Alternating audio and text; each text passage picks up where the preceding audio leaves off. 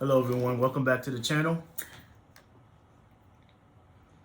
See our faces. Yeah, this is the very first video. This is us. Look at us. My man. I'm kidding. Okay. Alright guys, so this topic is about homeschooling. I just want to do a shout out for Nancy Form Fancy. She pretty much recommended this idea, which it was genius because we're already doing it. So here we are with this video, pretty much talking about our experiences and how we started off, because this is our first year, right? Yeah, first year doing homeschooling. Yeah. So we're gonna be talking a bit about homeschooling and sort of the process that I go through, and some hints and tips as to where you can get help if you're interested in doing homeschooling. Yeah. So let's start off with the why. Okay. So, I mean, initially me and you were working, right? So we didn't have homeschool as an item on our bucket list at all to do with the kids, right? Because we were both working, so we were thinking to go the regular public school route and just hope for the best. But I mean, unfortunately, we ran into a bad situation with the daycare center. Yeah. You know, with our daughter at a very young age, and that kind of forced us to change the decisions that we made in terms of, you know, what path we wanted to go with the kids. Yeah. And you know, we then decided, you know, that she would stay home, and I'm thankful that you did that, because that lifted a lot of burden in terms of trying to figure out who will be the next person to take care of our daughters when we were working, because I was very worried about that after what happened at the daycare center. And that was difficult because you know me. I was just like, I gotta work. Tough. I have to provide something. And you were like, you are. I'm not spending $600 to like $1,200 on daycare. And I told her, I had to literally break down the numbers. Like, look, this is what I was paying for the childcare. This is what you're making me, right? Because we're getting this money back, right? Yeah. So that was a big one. And then the next thing was, you know, when we started to think about it, the comparison between public school and homeschool. Like when we were like looking at videos and seeing like what are the benefits of homeschool was compared to being in public school. We already had the public school part down pat. Yeah, we grew up in it, right? Yeah, we grew up on it. So we were realizing that, man, like this could be more engaging, right? The environment is a less stressful, right? Because the children are home, and they can just, you know, focus in. But that can also be a distraction too, right? Because you have things around them, such as like the TV and devices and toys and all that stuff that can distract them. But yet again, they're comfortable, right? Next thing is flexibility, right? The flexibility part stood out to me because, I mean, you can like start in the morning, maybe do 30 minutes, stop, pick up, you know, where you left off later on, and be good. It's not like how when we went to public school, it was like from 8 to 3, back to back, nonstop. Yeah, right? The kids literally will eat breakfast, and then I start homeschooling at 10. Yeah. Like, at 10, because that's the time that, well, for at least for my daughter, that's the time where she can absorb things. Yeah. She's like ready to go. For other kids, it might be different. Yeah, and then I mean, if you think about it, since they're home, I mean, from the experiments that you did. I can see how more engaged the kids are. Yeah. Right? Hands-on, playing with things, you know, like... Make volcanoes, all this stuff. I mean, don't get me wrong. Those things are probably happening, but not as often as you did it. Like, you did, like, an experiment every single week. Yeah. Right? I don't remember having an experiment every single week when we were doing, you know, public school. Maybe every couple of weeks. And I was longing for that. Yeah. Right? I was like, wait, like, please, let's do something different. Let's go outside. Let's stretch our legs. Let's do something. So you were doing that every week, which is awesome. The next thing I want to bring up, the social aspect of it. This one, a lot of people tend to look at negatively because the kids are home, right? So they thinking, oh, you know, you're not socializing them with other kids. And I'm like, what? Like, no, there's programs for that. Yeah. Hence is why, you know, we went with the Girl Scouts, right? Which is very good. I mean, literally, you go there every Saturday, you know, to be with the other leaders. Yeah. I mean, bi-weekly, but there's still a lot of events in between. Yeah, there's a lot of events in between. So it almost ends up like you're going there every Saturday with her, you know, to do things. So that social aspect is there. But then there's also the parks that that you take her throughout the regular week, right? Museums, play dates, all these things that you can do to supplement the social aspect, because I know being in the class, you get to mingle and learn from other kids and stuff like that. So. But that's what I'm saying, like the whole mingling and all that stuff, like where are you going to expect in your lifetime? Like, I mean, people, like, I'm going to say, like, really think about it. Like, where have you seen when you go outside somewhere that you're going to be in a room with people the same age as you, that come from the same area as you, like, and they're going to think similar to how you're thinking? Do you understand me? Yeah, like, it's very rare. Like, it's very rare. And like, it's the same thing. Like, if like, are you really going to see these people every day? You're not. You're going to be seeing different people all the time. So it's just like that ability to kind of open up, their eyes and be like, hey, there's kids that are 3, there's kids that are 8, there's adults, like. And our daughter, like, she talks with everyone. Like, she'll talk to an older person, she'll talk to a young child. Like, it gives them that freedom, that ability to kind of interact with others and not be scared to interact. Yes. And it also increases their vocabulary. That's so. Yeah, because they learn off the older kids, from other adults, like, who have conversations with them. And I mean, it's a great way for them to kind of learn and like get used to, sort of just the aspect of like, this is the real world. And and then the last thing is that I want to point out is that Facebook community is deep. Yes. I didn't realize there's so many Facebook groups that speaks about homeschooling. Yes. Especially when we moved down here to Texas, I was shocked. Yes. I know that New York, it was kind of like there are some out there. Yeah. I mean, there's probably plenty out there, but you don't really feel the energy of like doing homeschooling, because if the moment you say that, people are like, oh, why are you not sending them to public school? You're constantly being attacked. Yeah, you're being attacked, and they're like, oh, is your child really learning? Like they would some personal attacks. Yeah. Just because of the homeschooling thing, and I was like, damn. But here it's not. It's like all the moms that you met, most of the moms you met in the Girl Scouts, a lot of them was already doing it. Yeah. So I was like, damn, like the huge contracts that I saw from when we left New York to come here, I was just like, wow, it's not unusual here. Yeah, it's not unusual. It's a normal. norm. And even parents who do have their kids in public school are very like, okay. They're open to it. Like, they're kind of like, oh, okay, cool. Or like, they'll stay like, yeah, my daughter's in public school, but I was homeschooled for a couple of years. Yeah. So it's just like they've had that experience, so they understand and they know. Yeah.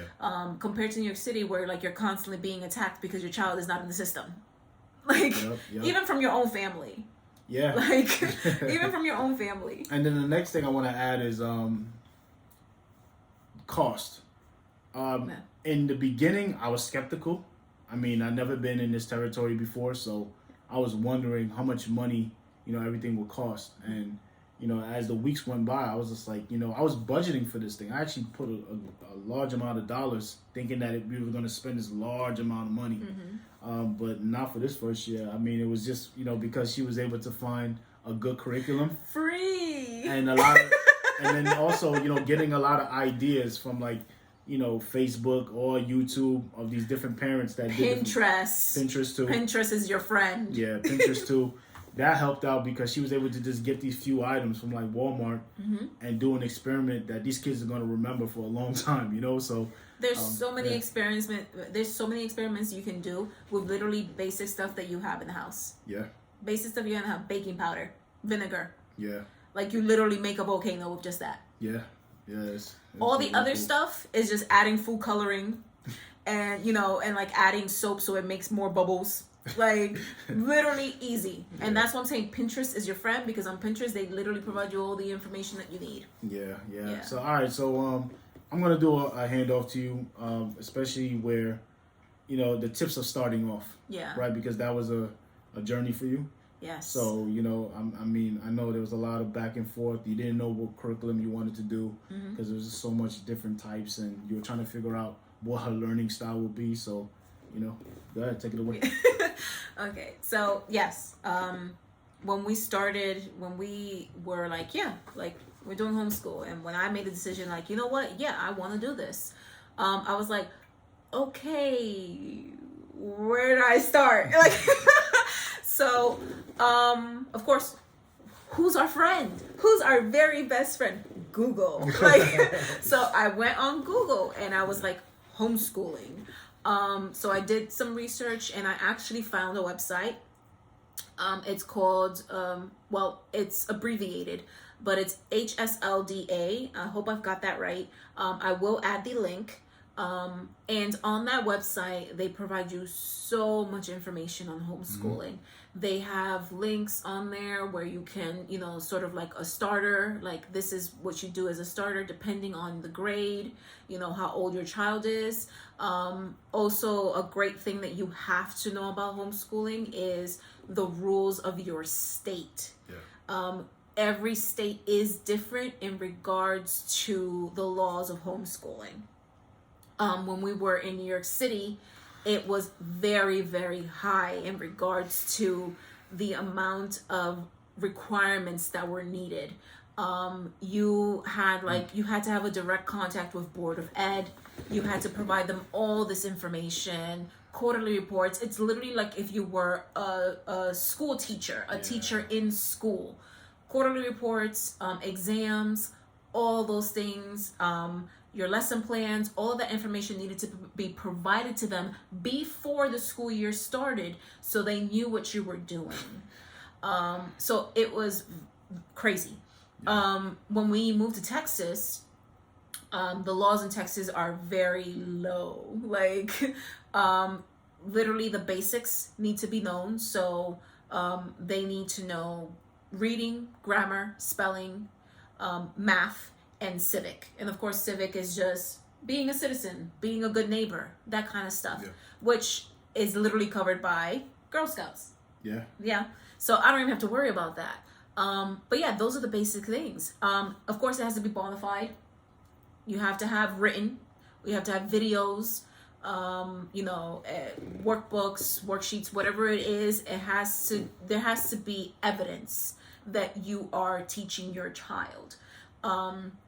So that's Texas. Like I stated, on this website, you can look up your state to see what the laws are, what the requirements are for homeschooling within that state. Of course, also it's going to provide you the different styles of homeschooling. So there's about 7 to 8. There might be more in regards to homeschooling. There's also secular and there's religious-based. So a lot of times you can do secular, which is just straightforward. You know, there's no religion behind it. Very plain, simple. That's what you're doing. A lot of parents do want to do a more Christian base where a lot of the subjects are in relation to their religion. So there's a lot of that. I do a lot of more traditional. Traditional is kind of like traditional schooling where there are workbooks involved, but I also step out of that and I do go out and teach outside of the home. So all of that stuff is on there. It's a great website to go in if you're just trying to get some information about homeschooling and what to do and all of that. The website does provide a subscription, and you can do monthly, yearly, or lifetime. And because, as like I stated before, the laws can be either very strict or very nonchalant in regards to the state. Sometimes this website also provides lawyers or information on laws. Just due to the fact that there are some states where it can get a little dicey and legal things. To get that kid back into public school. Yeah, some legal things happen. So it's great that they, with that subscription, they provide you with that kind of help if you ever need it. And these are lawyers that know the rules, know the laws of homeschooling. So they have that backing. So one thing you have to learn about homeschooling is you need to set a schedule, just like with anything else. You have to set a schedule. You just have to, because you are not only teaching, but you also have to do the socializing aspect. Yeah. So there's going to be scheduling of museums, of Girl Scout meetings, of, meeting other homeschool moms at parks. There's co-ops, so you can be part of a co-op where a group of children come together and they learn a lesson from either a parent or a teacher, whatever it may be. And you can either join one of those and pay for them, or you can actually be a teacher if you're good at a subject. So those are actually very good. I guess like my main thing for homeschooling, especially if you're starting off, it can be overwhelming. And sometimes you have to take a breather. Yeah, I remember those times. And as a parent, as a mother, like we moms, we tend to be our worst enemy. We compare ourselves a lot. And we're like, am I doing this right? Is she learning, or are they getting it? And my thing is, every child is different, and you can't compare yourself to another homeschooling parent, because your child is different from their child, and your life, how you go by your day, is very different from how they go by their day. So your school, like at home, is going to be completely different from everybody else's, and it's based on your schedule, how you want to create it. Like, I like doing it at 10 in the morning. You might, your kids and you might do better later on in the afternoon. It really depends on you, what you have opened. And you can switch it around. That's the flexibility in homeschool. You can switch it around. Some days you might be like, you know what, we're not going to do homeschooling at home. Let's go to the zoo and we'll learn something at the zoo. So it's really based off of you. Don't stress yourself out because you see some homeschool moms out there that are like, I have a whole room that, it's a school. It's for them to, be in there, and that's how it is. I work on the dining room table. Yeah. Like I don't have posters up. Like, that's literally how it is. Like, it's very plain and simple. Like, we literally are working off our living room. Yeah. You don't need a lot, Like, it's all based off you, your budget, and what you want to do. That's how it is. So I started off, of course, doing my research. And because my child is very young, I started kindergarten. And again, my thought was, we're on a budget. We don't have a lot. How do I do this?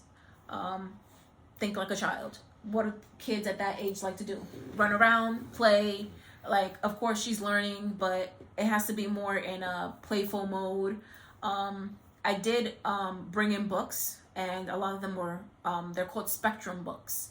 And they just kind of give an overall of, the subjects like reading, spelling, sight words, and math, of course. And I used those books to kind of just begin her off in learning. Even before that, what she was learning was ABCs and how to write them. So very simple stuff, like things that you would like learn at a young age, counting, those kind of things. That's how we started off. And worksheets, you go online, you can find them, like Google Images. If you go on Google Images and you type down kindergarten worksheets for math, they will provide you with a list of them. And sometimes they'll link you to websites where you can get it. But I tried my darnest to find things for free. I mean, it wasn't hard. No, because there are some homeschool moms that create blogs. Mm-hmm. And in these blogs, they actually provide free PDFs, stuff. Yeah. They'll provide free stuff. You just have to look for it. It's just a lot of researching and looking. Like, that's really it when you're looking, you're on a budget, you're looking for things. So that's how I started off. I just started off very small, very simple. But can you add like how you made that final choice after looking at all the different styles and all the different curriculums? What convinced you to choose the curriculum that you have now? Well, for kindergarten, I really didn't there's a lot of, how do you say it? Like, there's a lot of support for homeschooling, and people don't realize that. But there's homeschool conventions. There's homeschool, they also do like Zoom calls or like actual videos where they provide you information. And with those videos, I kind of got an understanding of like the age range of my child is very young. I don't need to have her sitting down for hours doing paperwork or, just sitting down being quiet as they would be in a public school. Homeschooling is very different. Again, flexible. A child at her age, if you want to do some sort of like teaching, for a child at 3 years old, I say maybe 20-30 minutes. They like kids at a young age, they lose their attention span is very short. My daughter, she likes doing these kinds of things. So at 5, she could do 30 minutes to an hour. And then of course it increases as they get older. High school, 4 hours max of schooling. So at this age, she's so young, she's 6 now. I would only do an hour of work. And then after that, it's just kind of free play, going outside, doing things. And even when she's outside, she's still learning. Yeah, but also I want you to add like the games, right? Because like we had stuff like reading eggs. Yes, we have reading eggs. That. So during those moments where your kids are idle and they're not doing anything, but you still want them to be productive, then there's those games like reading eggs where they can still have fun, but then again they're still learning, right? Because I remember there was times when she would be like, oh, I'm bored, or anything like that, and it was convenient to have that game and have her play it, and then she was still learning. Yeah, and also using like blocks or puzzles. My daughter loves puzzles, so doing puzzles, like that kind of stuff, like that helps. Or like books like that have like mazes and tracing and that kind of stuff. She loves that too. So just you really have to sort of feed off your child and see what they like and what they don't like. My son is very different from my daughter. He is destructive. He loves breaking things apart, and it's with everything. With his food, I make a peanut butter and jelly sandwich for him, and I cut it into little pieces, and I'm so sweet and nice with it, and I'm just like, here you go, sweetheart. And he's like, destroy. He's like, I'm gonna open this up and see what's inside it. That's peanut butter and that's jelly, and I'm gonna stuff it in my face. Like, or a burrito. He unwraps the burrito and he eats the taco shell first, and then the meat. Do that the other day. I was like, I don't understand him, but that's just how he is. So in my head, I'm like, okay, you like building and breaking. Blocks are the way to go for you. Construction stuff is good for you. He loves construction. So like drilling, I'll tell him, hey, let's drill 3, let's drill 4, and he counts them. He creates castles with blocks, and he's like, look, this is a house. Or he'll be like, this is a house, and then he'll run through it, and he's like, tornado, and like, so there's so many different ways to interact. But like, again, like I said, it's your child, so you just you keep an eye on your child, you see what they do when they play, and you'll get an idea of how to teach them. Yeah. So, but now like that she's going to first grade, I had made a decision. I was like, now that she's going to first grade, I would like to start a curriculum. Have a prepared curriculum, because beforehand I was creating the lesson plans. I was doing all the research on my own. So now I was like, maybe I would like to give myself a break.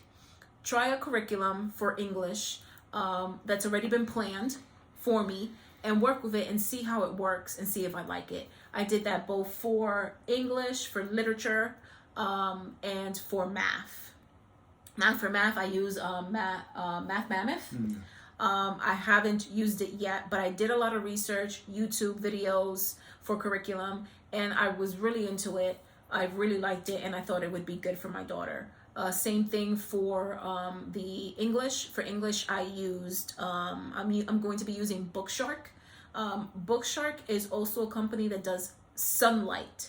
And Bookshark is very secular, and Sunlight is more religious-based. So they'll have more religion in their texts than Bookshark. So they decided to do secular and religious. So you can make a choice on which one you would like. So that's what I'm using. And then Evan Moore. Evan Moore are books that you can find even on Amazon. And they can provide you with science. So I have science on there and geography. So I'm doing that kind of stuff. And also Spanish, because I'm Hispanic. So I'm teaching her that kind of stuff. So those are the things that I'm using. Again, conventions are great because you go there, you can learn a lot more from the actual professionals who are providing the curriculum.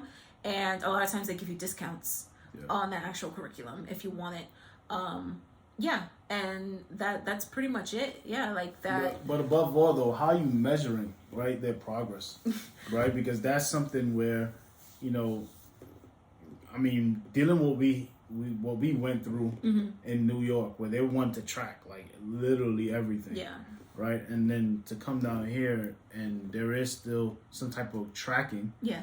But it's always going to be in the back of your mind: is our children absorbing that material? So how are you going about that? Yeah, because in private school there was a lot of like homework. Yeah. They'll send you home with homework, bring it back, they'll check it and be like, okay, this is, you know, that's how they would check to see if you're actually getting it. It's very different here because it's like homeschool is homework. Like, how can you separate them, you know? Mm-hmm. So what I do is I actually, of course, go through the subject with her, that kind of stuff. And then I'll tell her, okay, I'm going to step back. I'm going to let you go ahead and do it. So for math, when we're doing addition and subtraction, I'll let her go ahead and do it. Like after I've taught her for like a couple of days. Same thing with like multiples. So she was learning how to count up by fives. I had a worksheet where some numbers were missing. So you're saying like a quiz? Kind of like a quiz. It's not really a quiz because she's still doing work. Like it's still the work that we're doing for the schooling, for that hour that I have with her. It's not really a quiz. But it's like if I was teaching her schooling, but instead she's doing it on her own right now. I'm still sitting next to her. I'm still keeping an eye on her, but I just don't say anything. I let her kind of take the role upon herself, be independent, and just do it. Because in my head, I'm like, if I see that she's like, you know, I mean, kids nowadays, they're like, I can do it. I know it. I got it. So I just stay quiet. I'm like, okay, go ahead, write your name, your date, and, you know, go from there. And she's like, oh, I know what to do. So I let her be. I let her be and let her do it and you know, just look at it. And I'm like, great, you did a great job. And then you just go on from there. For science is a little different because for science it's like we mainly do a lot of experimenting and we watch videos. So I actually create little quizzes for that one. So I'll do like a 5-question quiz. I'll sit next to her, I'll read the question out and the answers, and she makes a decision, of course, multiple choice. And she circles them, and then at the end I score it, and I give it to her, and I tell you what she scored. And that's how I know what she's learning and what she's not getting. So it's mainly like quizzing and just kind of letting her be independent and doing it on her own to see if she's getting it. And they will tell you if they need help. You know, she would say, I don't get it, I need help. So sometimes you just have to like throw little things in there to kind of get them thinking, and they're like, oh, okay. And they do it. So that's mainly what I do. I don't try to bombard her with a lot of quizzes because it's like I don't really need to do that because it's just me and my child. So I see her progress as we go. But yeah, if you want to do quizzes, you can make quizzes on your own and all that kind of stuff. And at the end of the year, I kind of do an exam. I just literally use the same quizzes that I use throughout the year and just pile them together and have her do it. And she did a really good job this year. Yeah, she did. And, she did a really good job. How fast the year went by, you know. And, you know, just a note to all the parents out there. Like, if you are going to go through with this, one thing I noticed is make sure you're planning ahead of time, right? I know where she started, you know, my wife, where she started was with her own lesson plan. So she was like doing all this stuff by herself. So if you don't want to do that, the curriculum that is out there, and you want to create your own lesson plans, make sure you try to do those things maybe like 2 weeks ahead of time. Because I remember there was a time where things were good. You know, there was no stress, and she was able to stay ahead. Yeah. But then when it started catching up, where, you know, she started becoming behind, then it was like she had to sit down on a Sunday, the day before, to make a lesson plan for the whole week, right? And it's stressful, right? Because you're sitting there trying to figure out if the material is going to be good enough when you're not really giving yourself that time to kind of look at it and then walk away to think about it, you know? So please, I mean, if you are going to do your own lesson plan, stay ahead of the game. And if it's, you know, in my position, I was working so much, right? So you know, I wasn't as involved as I would like to be. But, you know, in that case, in my role, I was just trying to make sure there was a system of accountability there, because there's times where we get distracted. Yeah. And then I'll ask them, like, did you do the lesson plan yet? And she's like, oh, shoot, I got to go do it. So I'm like, But you were helpful in regards to, it was difficult because I couldn't step out because of the pandemic. Yeah. So you were able, on like Sundays, he would give me 4 hours on my own. I would be here doing the work and he would stay in the living room with the kids. So that was enough for me to kind of be like, okay, I don't have to worry about getting cookies and crackers for the kids. Like, because, like for some reason they have this thing where it's like, daddy's in the kitchen, but I don't see him. So I'm going to go over to you and you're further away from the kitchen to ask you for something. So yeah. But yeah, he that's another thing. If like you have a partner who can help in regards to like, you're trying to get this done and you want them to kind of take care of the kids for a little bit, that's great because it helps you kind of like, take a breather and put your mind into that. Yeah, definitely. Yeah, definitely support each other in this because I'm telling you guys, it's not easy. And I saw like how, just the changes that she went through, throughout this whole process. It went from like really stressful because she was just trying to figure out how to get her bearings, and then once she figured out, okay, this is what I'm going to do, she started coasting. Yeah. Yeah, you got to be supportive because even though I wasn't as involved, there was still things I was able to do on the outside to make sure that the environment was up to homeschool code. I don't know how you would say something like homeschool that, code. I know that sounds kind of lame, but that's the only thing that's come up with. But yeah, I mean, definitely, if it's something you want to do, I mean, please guys, comment, share with us, what are some of your experiences. If you have other curriculums out there that you think that are really good, especially if you are homeschooling older kids, because our kids are young, we would love to know. Yeah. So we can start planning, a year ahead and start looking at other curriculums if possible. Yeah. But if seriously, if you're interested in this, like, it's so worthwhile because it's like it's very different when you get like a report card from a public school or something like that. Stressful. And then when like you do it and you see how your kids are learning and that you're doing this, so you feel proud of yourself and then you feel proud of your child, because it's like, holy crap, they're getting it. Like, they're learning about it. They're, they're sharing it with other people. So it's just, it's crazy and it's wonderful. And just that also the positive reinforcement has to be there. That positive reinforcement.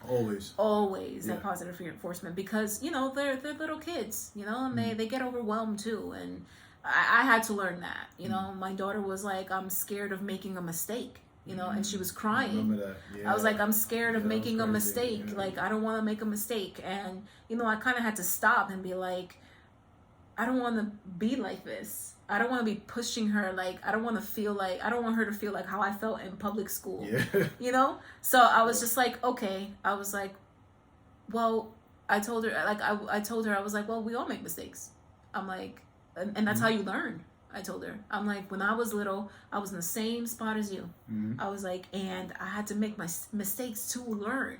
I was like, so that's what you've got to do. I was like, and like, you have to kind of like get them to think. I'm like, I make mistakes. And then I'd be like, daddy makes mistakes. Yeah, I remember having those moments too, telling her, look, I made mistakes. I was like, something.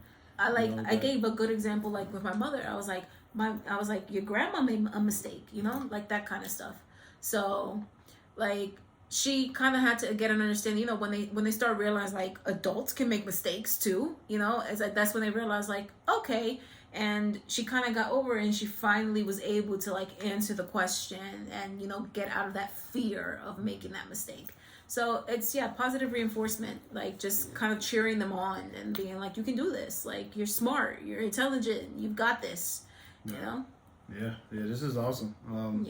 Yeah, I would love the recommendation. All right, guys, so please comment, like, subscribe, and above all, please share. Yes. Because we're new, we're trying to tap into that YouTube algorithm out there. So thank you for listening. Yeah. And I'll see you in the next one. Bye. All right, peace.